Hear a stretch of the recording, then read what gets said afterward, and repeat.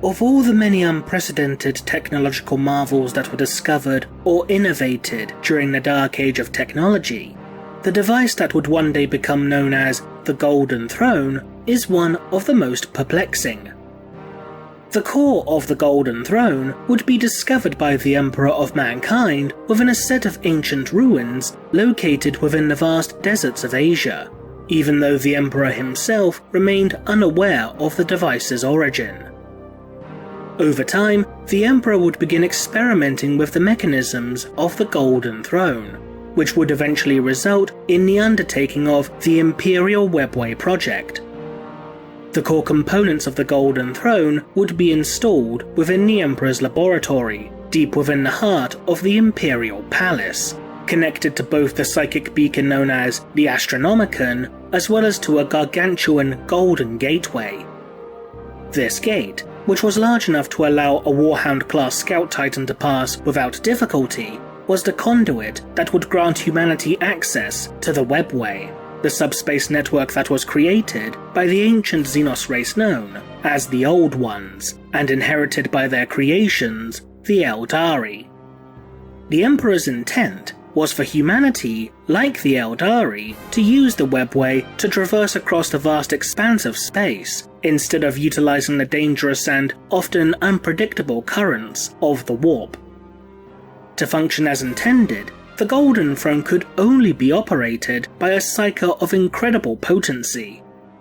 Indeed, the Primarch of the Thousand Suns Legion, Magnus the Red, who was the most psychically powerful of all the Primarchs, was created specifically for the purpose of operating the Golden Throne, in order to help lead humanity into a new Golden Age, where the dangers of warp travel would be made a thing of the past.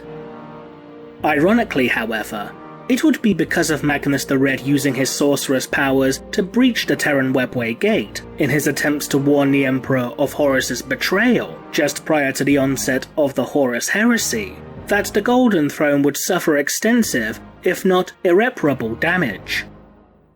Not only that, but Magnus, in his haste, would also create a warp tear within the Webway, which would not only disgorge scores of demonic creatures, but threatened to consume Terra itself.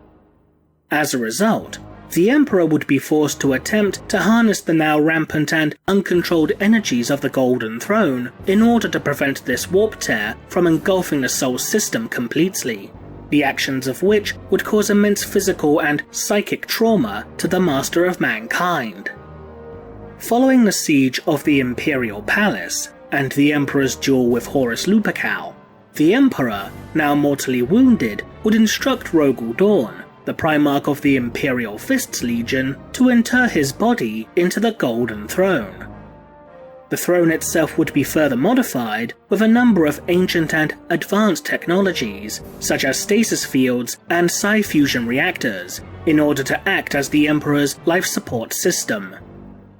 But to keep the Golden Throne functional, the souls of over 1,000 psychers must be sacrificed in order to keep it fully operational for but one day. In recent years, the Golden Throne has begun to slowly break down, and over time, more and more psychically sensitive souls are required to sustain its operation.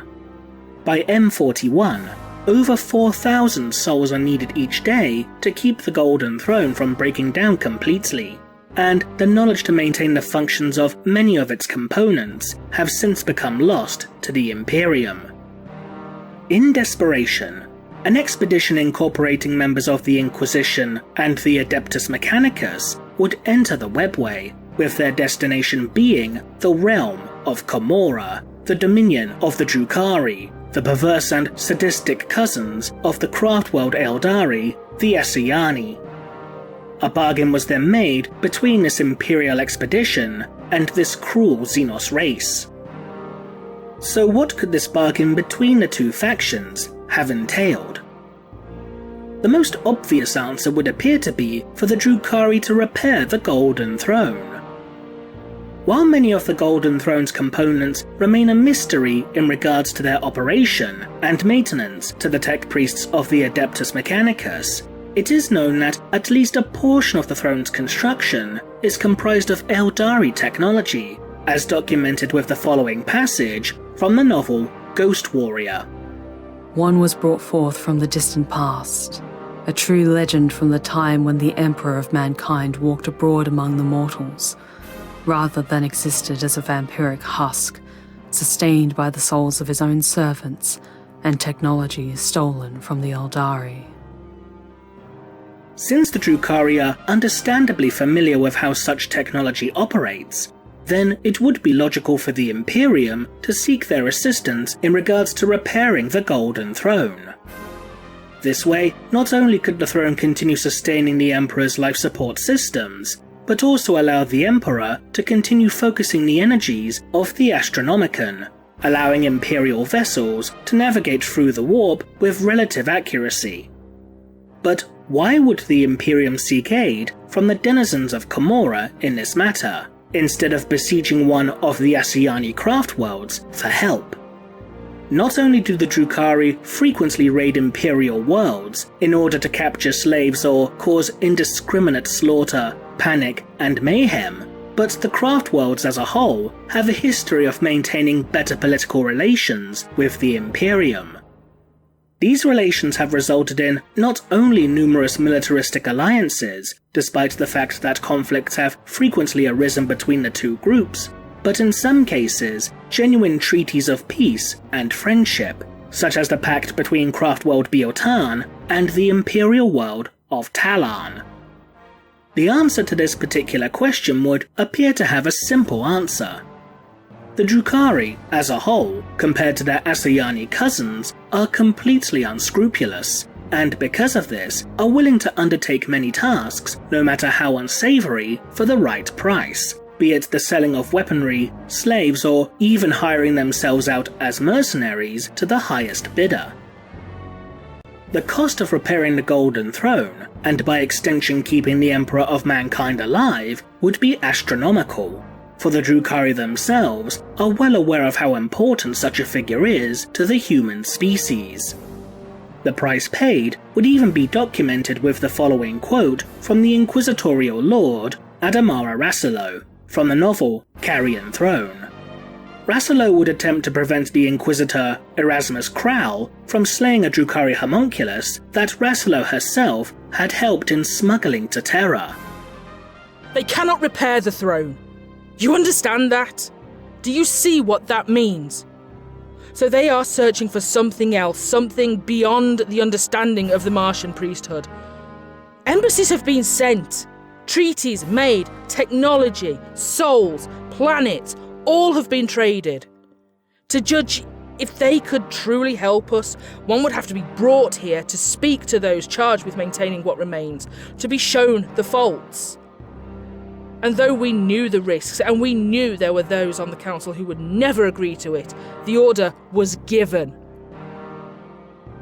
Despite being smuggled into the Sol system by Rassilo, as well as a few other politically powerful individuals, which are strongly implied to be the Fabricator General of Mars and the Speaker of the Chartist Captains, this particular homunculus would betray them before fleeing into the depths of Terra's underhives.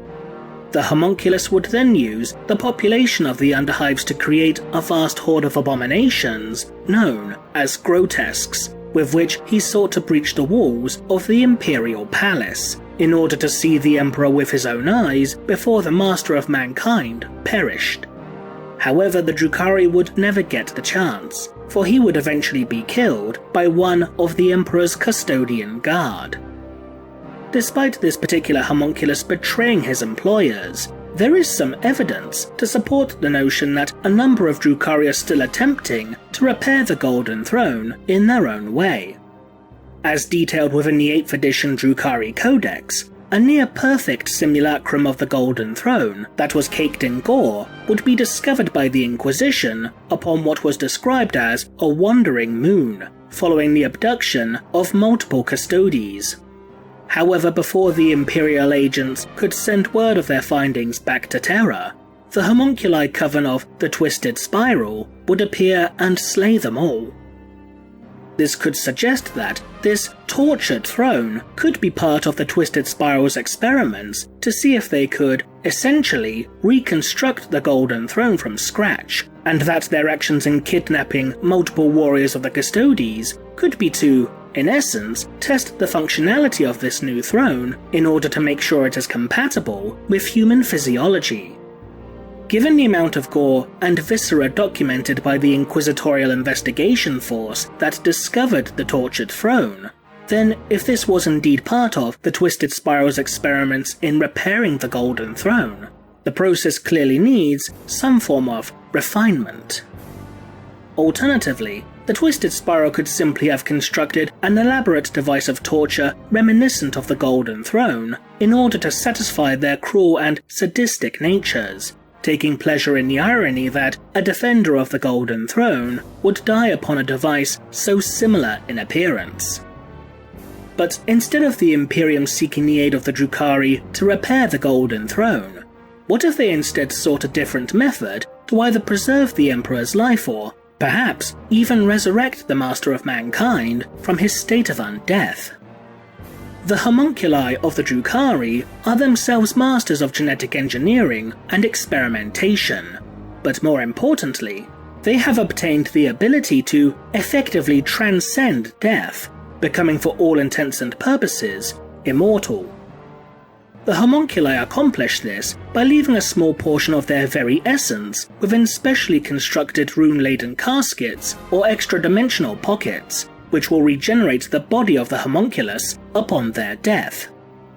Not only this, but the homunculi are able to use their arcane sciences to bring others back from the dead, for the price of just a sliver of their soul.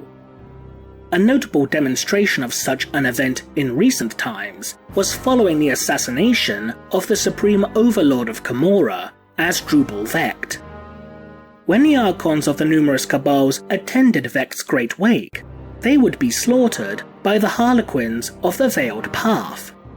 Vecht himself would be resurrected during the course of this slaughter, and those Archons who remained loyal to Vecht would be restored to life by the homunculi coven known as the Prophets of Flesh. With this in mind, perhaps those members of the Imperium who sought to strike a bargain with the Drukhari did so with the intention of utilizing the mysterious processes that the homunculi use upon themselves in order to restore the Emperor to glory. The fact that the Drukhari that was smuggled to Terra by Inquisitor Rassilo was also a homunculus could also potentially support this notion. Indeed, to taste just a portion of the soul belonging to a being as powerful as the Emperor would prove to be a tempting offer to many homunculi. While the homunculi may name entire worlds or countless human lives and souls as being suitable payments for their services, the very chance to consume a portion of the Emperor's soul would be the true prize, and a price that not even the Inquisition would necessarily be willing to pay. Nevertheless, placing a large degree of trust in the Drukhari race may prove disastrous for the Imperium. After all, nobody truly trusts the Drukhari, not even other Drukhari. What do you think? Leave a comment below, and thanks for watching.